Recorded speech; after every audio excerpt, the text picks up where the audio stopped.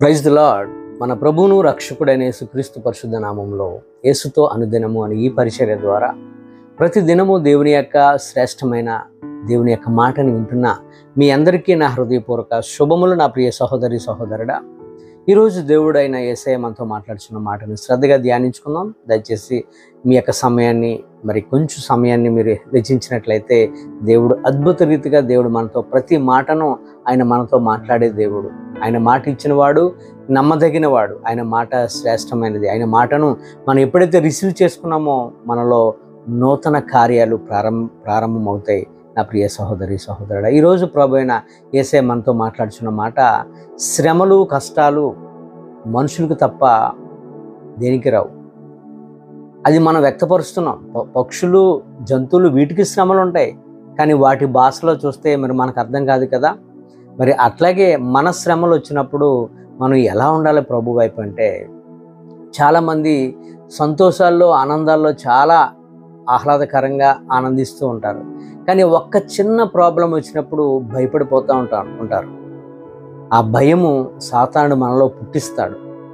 వాక్యం సెలవిస్తుంది, సామెతల గ్రంథంలో 24వ అధ్యాయం 10వ వచనంలో వాక్యం ఇట్లా సెలవిస్తుంది, శ్రమ దినమున నువ్వు కృంగిని ఎడల చేతగాని వాడవగుదువు. మన ప్రభువు చేతగాని వాడు కాడు, కార్యాలు చేసే దేవుడు. ఆయన పిల్లలుగా మనం ఎలా ఉండాలంటే ఆయనకి మించి మనం ఉండాలి. ఆయన మాదిరి మనకి, ఆయన యొక్క అడుగు జాడల్లో మనం నడిచేవారం కనుక మనం దేనికి శ్రమ వచ్చినప్పటికీ కూడా భయపడవలసిన పని లేదు. యేసు ప్రభు వారికి అనేకమైన శ్రమలు వచ్చాయి. ఆయన శ్రమ పొందిన కనుక శ్రమపడు వారికి ఆయన సహాయకుడిగా వచ్చాడట. హెబ్రీయులకు రాసిన పత్రిక 2:18లో ఆయన శ్రమ ఏంటో ఆయనకి ఎలా ఉంటుందో తెలుసు, కష్టం ఎలాగుంటుందో తెలుసు. అందుకనే శ్రమపడు వారికి సహాయకుడిగా ప్రభు నీ కొరకు నా కొరకు కూడా ఈ భూమి మీదకి వచ్చాడు. నా ప్రియ సహోదరి సహోదరుడా, శ్రమ మనల్ని ఏం చేస్తుందంటే, అపోస్తలుడైన పౌలు అంటాడు రోమీయులకు రాసిన పత్రిక 5వ అధ్యాయం 3వ వచనంలో, శ్రమ ఓర్పును, ఓర్పు పరీక్షను, పరీక్ష నిరీక్షను కలుగు చేయనని ఎరిగి శ్రమలయందు అతిశయపడుదుము. శ్రమ వచ్చిందని మనం బాధపడిపోకర్లా, అతిశయపడాలట. శ్రమ మనల్ని ఏం చేస్తుందంటే ఓర్పును కలిగి చేస్తుంది. ఆ ఓర్పు మనల్ని ఏం చేస్తుందంటే పరీక్ష. ఆ పరీక్ష మనకి ఏం చేస్తుందంటే నిరీక్షణ కలిగి చేస్తుంది. దానివల్ల మనం అతిశయపడాలి. 5వ వచనంలో అంటాడు రోమీయులకు రాసిన పత్రిక 5:5లో, ఎందుకనగా ఈ నిరీక్షణ మనలను సిగ్గుపరచదు, మనకు అనుగ్రహింపబడిన పరిశుద్ధాత్మ ద్వారా దేవుని ప్రేమ మన హృదయంలో కుమ్మరింపబడి ఉన్నదని. శ్రమ వచ్చిందని మనం కృంగిపోవద్దు. పరిశుద్ధాత్మ ద్వారా మనం దేవుని ప్రేమ మన హృదయంలో కుమ్మరింపబడుతుంది. ఆయన యొక్క కృప హెచ్చుగా మన మీద ఉంటుంది. నా ప్రియ సహోదరి సహోదరుడా, శ్రమను ఎప్పుడు కూడా చూడొద్దు.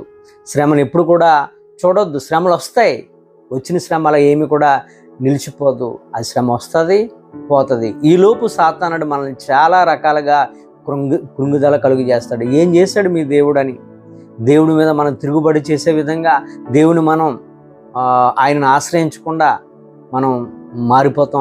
అలాంటి మైండ్ సెట్ని వాడు మనలో కలుగు చేస్తాడు. కృంగుదలలో మనం ఏం చేస్తామంటే ఏదేదో మాట్లాడేస్తాం, దేవుని కూడా మనం లక్ష్య పెట్టము. అదే మనం చేసే మిస్టేక్. నా ప్రియ సహోదరి సహోదరుడా, జీవ మరణములు మన నాలుక వశము. మనము ఎప్పుడు కూడా మాట్లాడే ప్రతి మాట కూడా జీవం గల మాటలు మాట్లాడాలి. ఎప్పుడు కూడా మన నెగిటివ్ థాట్స్, నాకేదో అయిపోతుంది, నాకేదో జరిగిపోతుంది అనే విధంగా మనం ఎప్పుడైతే మాట్లాడి కృంగిపోయామో వెంటనే సాతానుడికి మనం ప్లేస్ ఇచ్చేస్తున్నాం. శ్రమలు వస్తాయి, పోతాయి, ధైర్యంగా నిలబడాలి. మన నోటితో ఈ శ్రమ నా ప్రభు ఇచ్చాడు, దీని ద్వారా నేను ఈ శ్రమను జయిస్తాను, నా ప్రభుకి ఇంకా దగ్గర అవుతాననే గొప్ప ధైర్యంతో మనం ఉండాలండి. దేవుని హస్తము మన మీద ఉంది, అయినప్పటికీ కూడా మనం ఏం చేస్తామంటే దేవుని హస్తం నా మీద ఉన్నా సరే, అది మనకు తెలిసినా సరే మనం కృంగిపోతూ ఉంటాం. తెలుసు మనకి నా ప్రభు నాతో ఉన్నాడని, కానీ శ్రమను తాళలేక మనం ఏం చేస్తున్నాం, కృంగిపోతున్నాం. ప్రసంగి భక్తులు అంటాడు 5:2 అంటాడు, నువ్వు దేవుని సన్నిధిని అనాలోచనగా పలుకుటకు నీ హృదయమును త్వరపడనీయక నీ నోటిని కాచుకోము. దేవుడు ఆకాశమందు ఉన్నాడు, నీవు భూమి మీద ఉన్నావు, కావున నీ మాటలు కొద్దిగా ఉండవలను.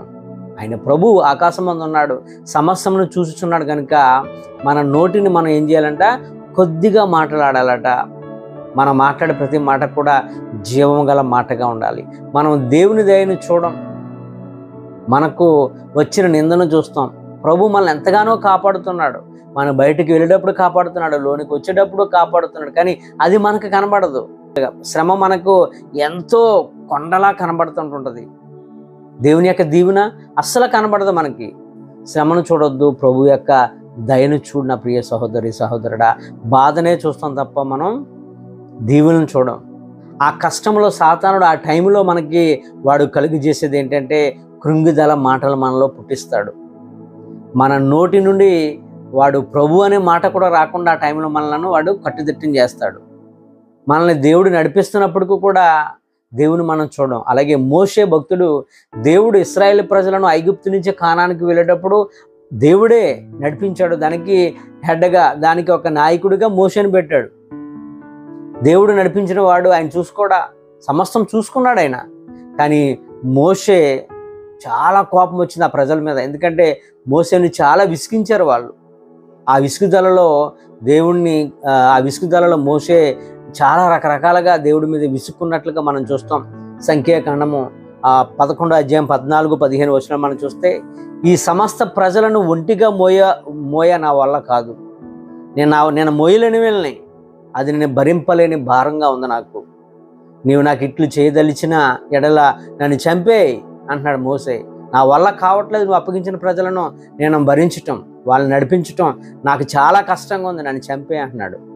నా మీద నీ కటాక్షము వచ్చిన ఎడల నేను నా బాధను చూడకున్నట్లు నన్ను చంపే. ఈ బాధను తట్టుకోలేకపోతున్నాను, ఈ శ్రమను నేను తట్టుకోలేకపోతున్నాను, ఈ మాటలు నేను తట్టుకోలేకపోతున్నాను, నన్ను చంపే ప్రభువా అని మోషే మాట్లాడుతున్నాడు.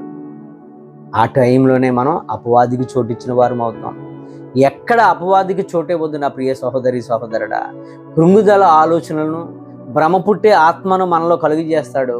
నీ నోటితో అదే ఆత్మను, అదే కృంగుదలను, అదే సమస్యను, అదే ప్రాబ్లంను నీ నోటితో నువ్వు గద్దిస్తే అపవాది పారిపోద్ది, సమస్యలు పారిపోతే కృంగుదల ఎక్కడ కూడా ఉండదు. మనం ఎప్పుడైతే కృంగిపోతామో అప్పుడే సాతానుడు బలవంతుడు. మనం ఎప్పుడైతే శ్రమను మనలో ఉన్నా దాన్ని చూడకుండా ప్రభును చూస్తామో ఏ తెగులు నీ గుడారం సమీపించదు. దేవుడు నీ పక్షముగా ఉంటాడు, నువ్వు ధైర్యంగా ఉండగలుగుతావు. ఇది ప్రాక్టికల్గా చెప్పడం కష్టమే అయినప్పటికీ కూడా మన ధైర్యము మన యేసయ్య, మన నడిపించేవాడు మన వెనకాల ఉన్నాడు. మనం దేనికి భయపడాలి? దేనికి భయపడొద్దు. శ్రమ వచ్చిందని కృంగిపోవద్దు. శ్రమ వచ్చిందని కృంగిపోతే మనం ఈరోజు చేతగాని వాని వలె ఉంటున్నాం. మనం చేతగాని వాళ్ళం కాము. రారాజుకు రాయబారులం మనం. క్రీస్తు మన తండ్రి, ఆయన గొప్ప విమోచకుడు, మనం విమోచించగలడు, మన బాధల నుంచి తప్పించగలడు. కాబట్టి కృంగిపోవద్దు, మెలకువగా ఉండి ప్రార్థనలో ప్రభు వైపు చూడండి. దేవుడే అద్భుత రీతిగా మిమ్మల్ని నడిపిస్తాడు. ఈ కొద్ది మాటలు దేవుడు మనందరి జీవితంలో నెరవేర్చును గాక. ఆమేన్. God bless you. దేనికి భయపడొద్దు, ప్రభు వైపు చూద్దాం.